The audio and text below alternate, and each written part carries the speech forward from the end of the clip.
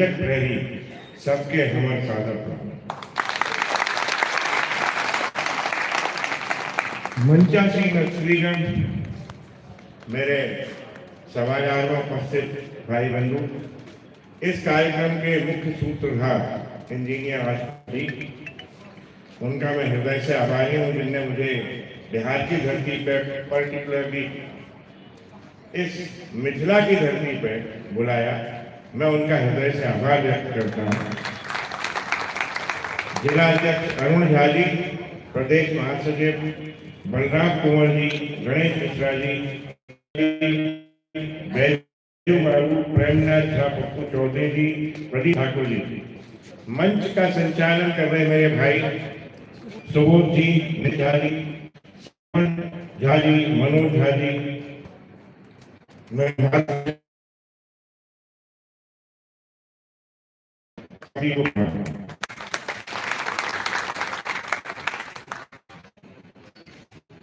झांसा हमारे आशुतोष झा है, आशुतोष झा जी इंजीनियर हैं और जब भी नाम लिया जाता है तो इंजीनियर आशुतोष झा, ये 20वां साल है आशुतोष झा जी, और ये बेमिसाल भी होना चाहिए। ऐसा ना हो कि बेमिसाली में कहीं कोई कमी रह जाए। क्या मैं ये पूछना चाहूंगा इस सभागार में उपस्थित सब ब्राह्मण जनों से, क्या दरभंगा और मिथिला की धरती पर सिर्फ इतने ही ब्राह्मण? ऐसे समय में जब एकत्रीकरण का, संगठन का, यूनिटी का समय आया तो ब्राह्मणों की संख्या मुझे बहुत कम दिखाई दे रही है, शायद पूरी कुर्सी आने नहीं गई। बड़ा अफसोस का विषय है। हम अपने स्वाभिमान की रक्षा नहीं कर पा रहे, जबकि ब्राह्मण का स्वाभिमान तो इतना है कि जब हम बोलते हैं तो फरसा हाथ का होता है, उस फरसे का उपयोग और सदुपयोग कब हो? कब आपका स्वाभिमान जागेगा? क्या लगातार गाली खाएंगे, लगातार अपमान खाएंगे? नहीं, आज समय है आप इकट्ठे हुए। आज समय है सारे संगठनों का एकत्रीकरण होना। संगठन बहुत सारे ब्राह्मणों का ही मैं समझता हूँ, पूरे भारत में और बिहार में भी मेरे हिसाब से हजारों संगठन होंगे। संगठन होना उचित है, लेकिन संगठनों को एक जगह स्थान देना, क्योंकि एक रूप का निर्माण करना पड़ेगा जहाँ सभी नदियां आगे मिले, सभी संगठन आगे मिले, वो निर्माण होगा आवश्यक है। अन्यथा हम जो कह रहे हैं कि ब्राह्मणों का राज चाहिए, वो ब्राह्मणों का राज चाहने के बन के ही आएगा, अन्यथा नहीं आता। आप सब जानते हैं आज समय है।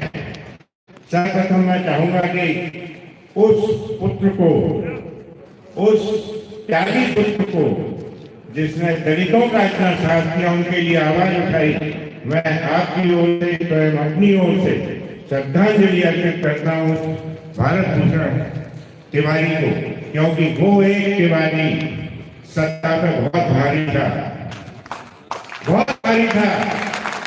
और हम सब तिवारी की भांति हम भी सब तिवारी हैं, ब्राह्मण होने के नाते तिवारी। ऐसी बात नहीं है कि हमारा अपमान है, हम सब तिवारी हैं। क्या तिवारी इतने करोड़ पड़ जाएंगे बिहार में कि एक भारत भूषण की जो हत्या सरेआम की गई, उसका हम प्रायश्चित नहीं करवा पाएंगे? इस आंदोलन को उस स्थिति तक ले जाना चाहिए आपको। मैं भी आपके साथ शामिल हूँ। अगर आप साथ में कदम बढ़ाने तैयार हैं तो मैं उस सीमा तक जाने तैयार हूँ, चाहे सत्ता से टकराना पड़े, चाहे मुख्यमंत्री को घेरना पड़े, चाहे जेल जाना पड़े, लेकिन उन दोषियों को सजा कराना निश्चित।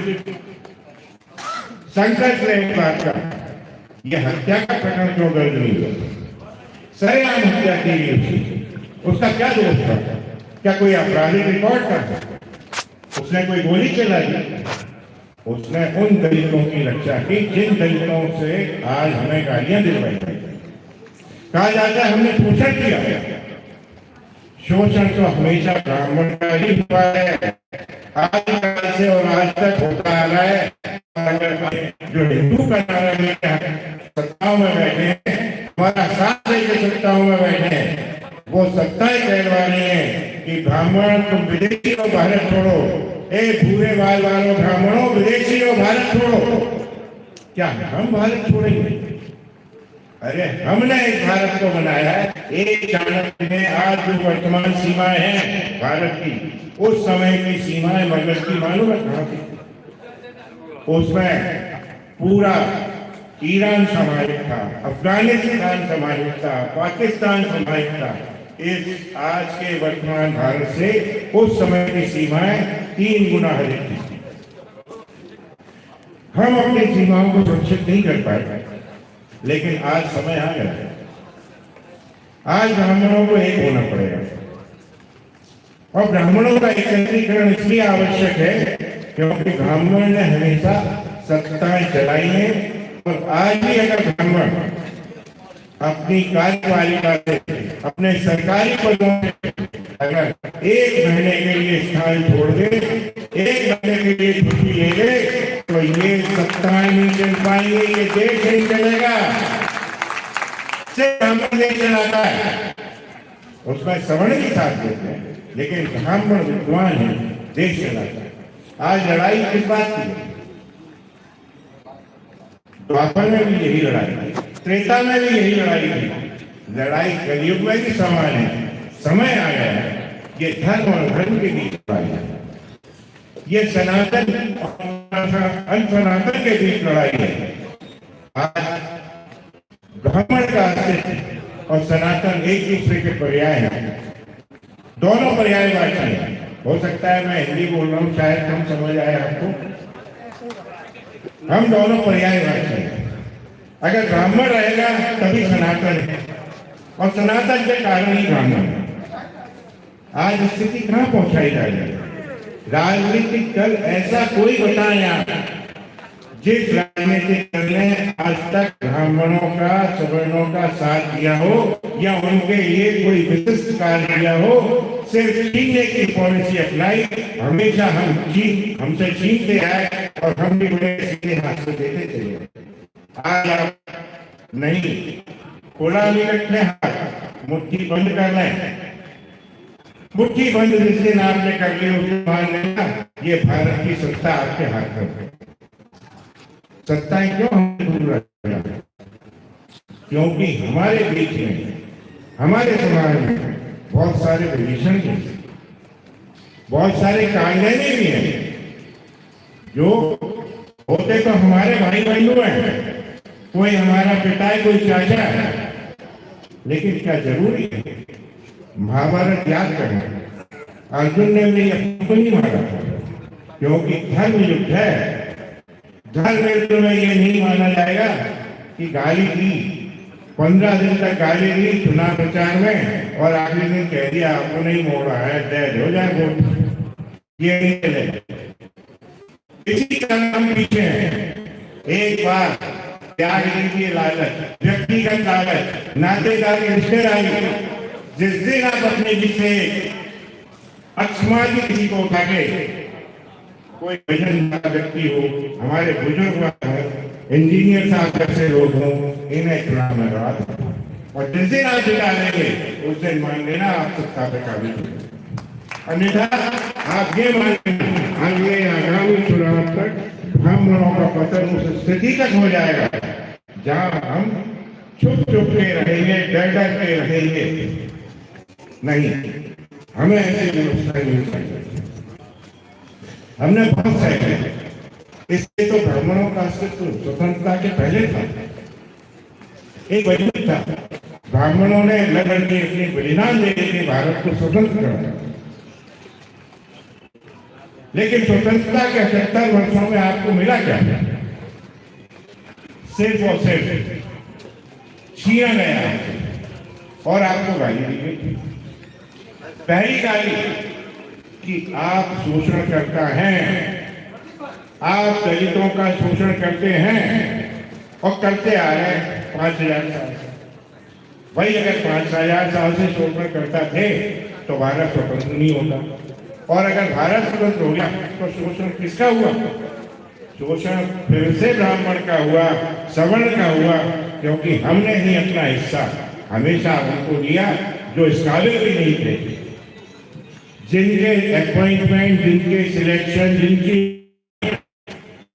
-40 पे होती है, तो कौन देगा?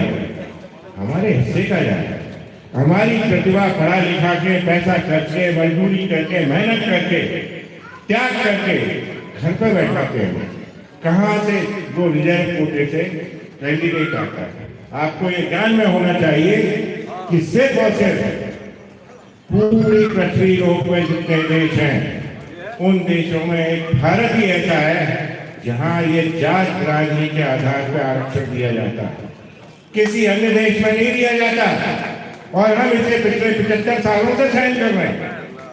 लेकिन अब नहीं, अब जो भी कुछ होगा, जो भी कानून जात राजनीति के आधार पर बनाए गए हैं, वो समाप्त करना हमारा लक्ष्य है, और हम अर्जुन हैं, हम उस लक्ष्य को भेजेंगे।